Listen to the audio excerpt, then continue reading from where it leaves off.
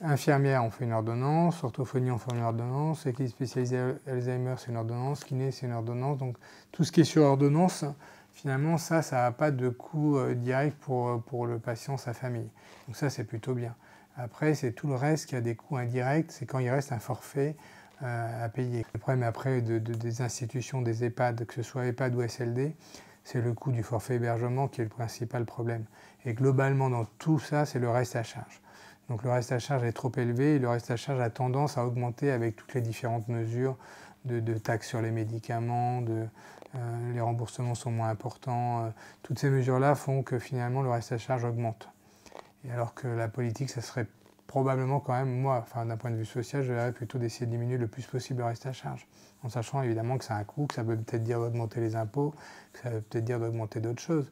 Mais après, il faut que le message soit clair. Soit on prend en charge correctement, soit on ne prend pas en charge correctement.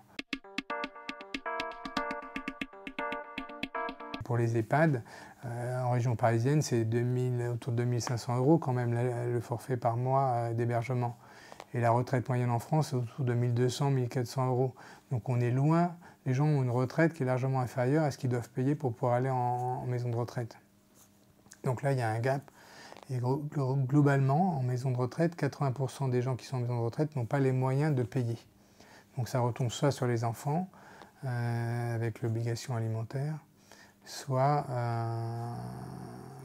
ça passe après par l'aide sociale.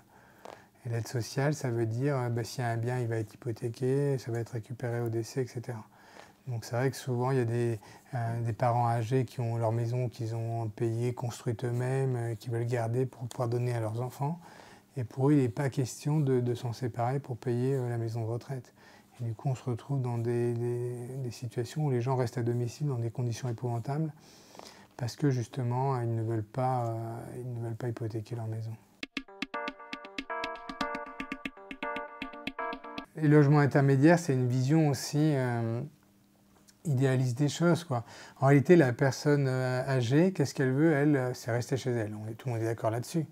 Mais elle n'a pas non plus envie de passer dans un logement intermédiaire pour aller ensuite dans un autre logement, quoi. Ou c'est un peu une loi du tout ou rien. Ou elle arrive à rester chez elle, ou du coup elle se retrouve dans une autre structure. Donc globalement, il faut bien voir que les gens restent chez eux quand même le plus longtemps possible. Et quand ils vont en maison de retraite, c'est quand il n'y a plus rien d'autre à faire.